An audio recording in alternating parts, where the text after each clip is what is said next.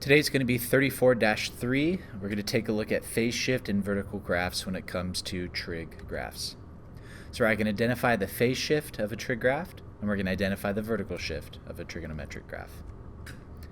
Now just remember, these were our parent functions. This is what the image of cosine looked like, image of sine, and the image of tangent. And it's much easier if you have these memorized to be able to graph these. Now the first thing we're going to talk about is vertical shift. Now we can vertically shift any trig function by adding a constant to the function. Now I'm going to say that this constant is going to be the letter d. And so if I add this letter d to my trig function, it's going to shift it up vertically. Up spaces d if it's positive, and down spaces d if it's negative. So in this instance, let's say if I had the sine of theta plus 4, well, there's my parent function. Now because of that plus 4, it wants to shift it up 4 spaces. Now the way that I want you to memorize this is what we're shifting up is this center line. And we're shifting that center line up 4 spaces. Because the moment that you shift up the center line, then copying the pattern from the parent graph, starts at the center line, amplitude, back to the center line, amplitude, back to the center line. It's much easier for us to be able to copy the image. So that plus 4, yes, it's shifting every element of that graph, but a good way to memorize it is that it's shifting up the center line of that graph. What about cosine theta? Well, we said it's shifting, this is minus 5, so it's going to shift that center line down 5 spaces. And so the graph image is going to be around that center line. Now we're going to talk about horizontal shift or phase shift. Now in order to shift a trig graph horizontally, we're going to add or subtract a linear combination. And so basically we're going to be adding or subtracting this letter c inside of our function. Now the equation in which we're going to shift it is going to be this equation here, negative c over b, and this is going to be called the phase shift. So in this example here, if I had cosine of theta plus pi halves, negative c over b, that's going to give me negative pi halves. And so it's going to be shifted negative pi halves. Now let's visualize this. If this is my parent graph, we said that there's going to be a shift of negative pi halves. So this is going to shift over negative pi halves here. And so from there, you would copy the image of the graph, and it follows that same exact pattern. Now just to note, we could actually, this almost looks like a negative sine graph, right? It does start there, but instead of going up, it goes down. Almost looks like that. Now notice if we use the sum and difference identity, cosine theta, cosine pi halves, minus sine theta, sine of pi halves. This goes to 0, this goes to 1, so I get negative sine of theta, which is the same thing. Now if I had shifted it over this way pi, notice that it would then create a sine graph. So we could actually, using the phase shift, make cosine graphs look like sine graphs and make sine graphs look like cosine graphs. For this one here, note that there's a value for b. So both the period and the phase shift do occur. So we said the equation is negative c over b.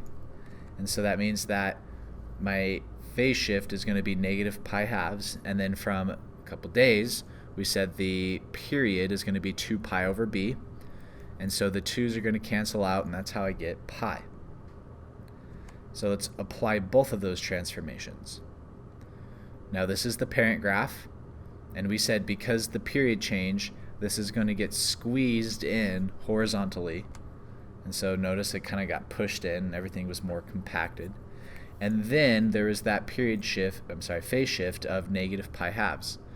And so that's going to shift over negative pi halves, and there's going to be the image of my graph.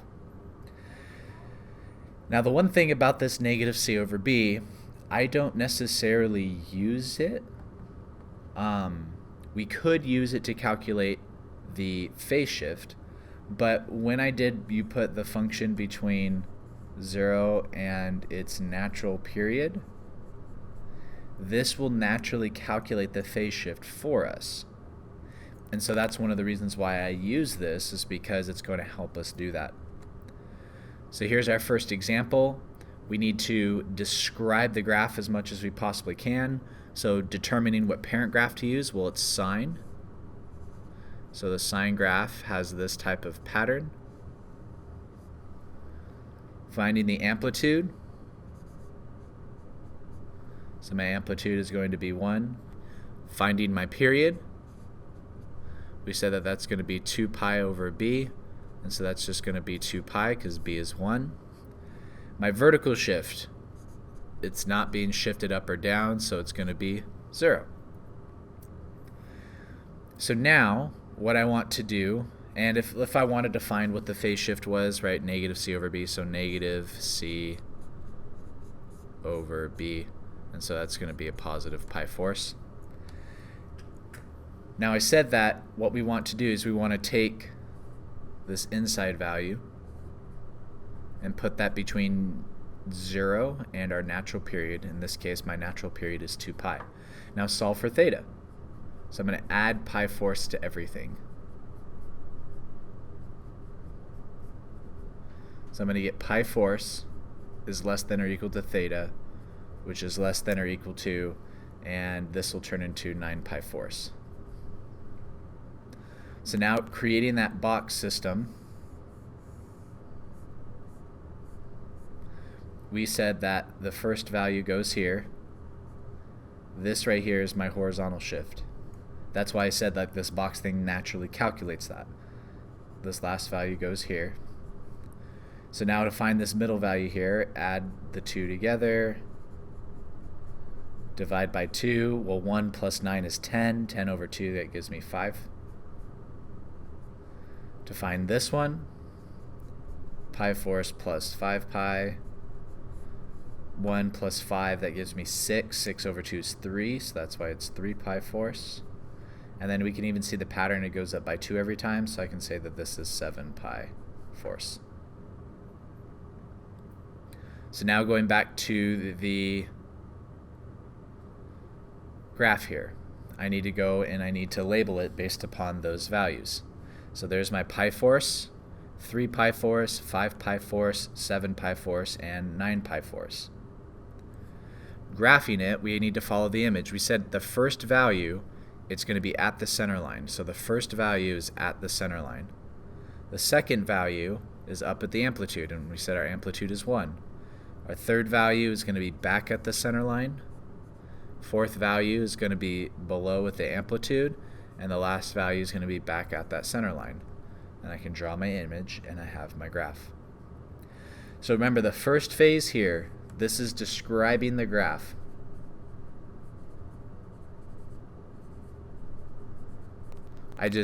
Every little bit of detail that I know about this graph, I listed it. I'm just describing it, because the more I'm descriptive about this graph, the more information that I know how to draw it, what to put on there, etc. Then, finding these values here, where it starts, where it ends, and to find those other values in between, that's when I put this portion of my graph, the inside of my function, and I put that between 0 and the natural period, in this case was 2 pi, and I solved for the variable. And so then that created my first value, that created my last value, and then using add the ends, divide by 2, I found all the other values. My horizontal shift is always the first value, and then step 8, I went through and I graphed it here. So next one. So first phase, describe the graph as much as we possibly can. So it's a sine graph, so I know that my parent function is going to look something like this. I know that my amplitude is going to be 2. I know I have a vertical shift that's going to be plus 2. My period is going to be 2 pi over b, which is pi. And if I wanted to find the horizontal shift, I can do negative c over b right now. I could do that, but I'm just going to hold off on that just for now. So now I need to take the inside of my graph and put that between 0 and the natural period, which is 2 pi. Now solving for theta, I'm going to add pi halves to everything. So I'm going to get pi halves is less than or equal to 2 theta, which is less than or equal to 5 pi halves. Then dividing everything by 2, I'm going to get pi force is less than or equal to theta, which is less than or equal to 5 pi force. So now I can create my box. The first value goes here, last value goes here. Find this value here, add the ends, divide by 2, so 1 plus 5 is 6, 6 over 2 is 3, so I'm going to get 3 pi force. For this value here, add the ends, divide by 2, I'm going to get 2 pi force, and then I'm going to get 4 pi force.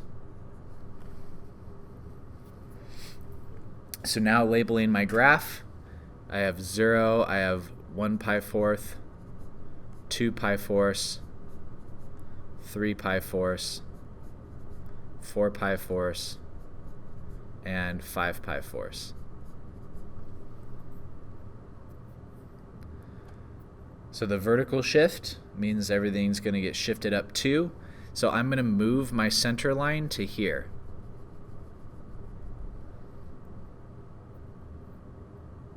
And so now plotting my information, the first value is at the center line at pi halves. The second value is at 2 pi force. Sorry, I said pi halves. Pi force. At 2 pi force. So it's going to go up to the amplitude. Remember, the amplitude is 2, so that's why that's a distance of 2. Then the next value is going to cross the center line. And the next value is going to go below. And then it's going to go back to the center line. And so that's going to be the image of my sine graph.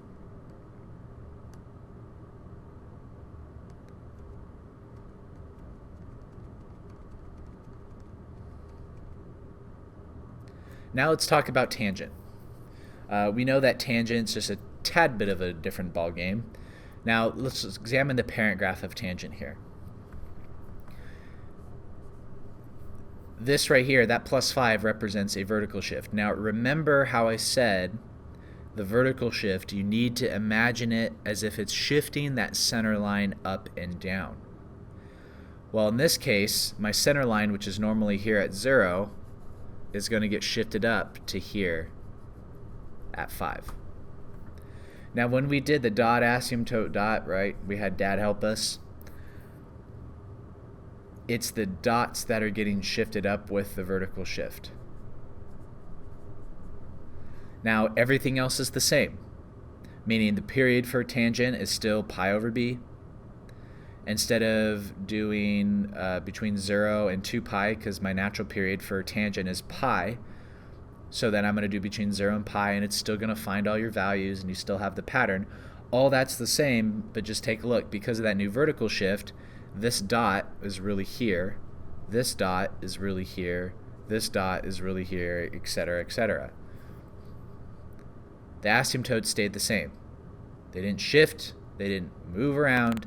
The asymptotes stayed the same. So just know that the vertical shift, remember, I want you to imagine it as if it's that center line that's going to get shifted up or down. So this concludes our lesson. If you guys have any other questions, please leave them in the comments.